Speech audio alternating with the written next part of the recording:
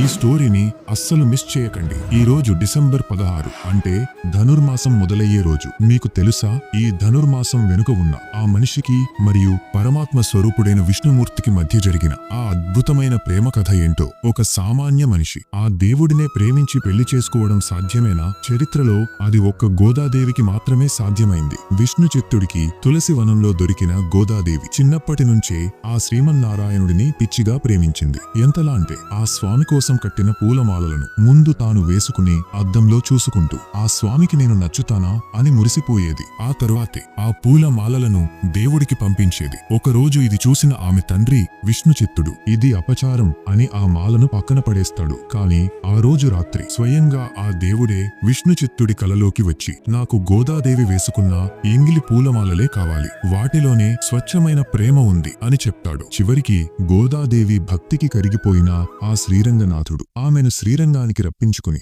అందరూ చూస్తుండగానే తనలో ఐక్యం చేసుకున్నాడు. ఆ ఆండాళ్ తల్లి పవిత్రమైన ప్రేమ నచ్చితే వీడియోని లైక్ చేసి ఓం నమో నారాయణాయ అని కామెంట్ చేసి ఇలాంటి మరిన్ని వీడియోలు మీరు చూడటానికి ఇప్పుడే సబ్స్క్రైబ్ చేసుకోండి.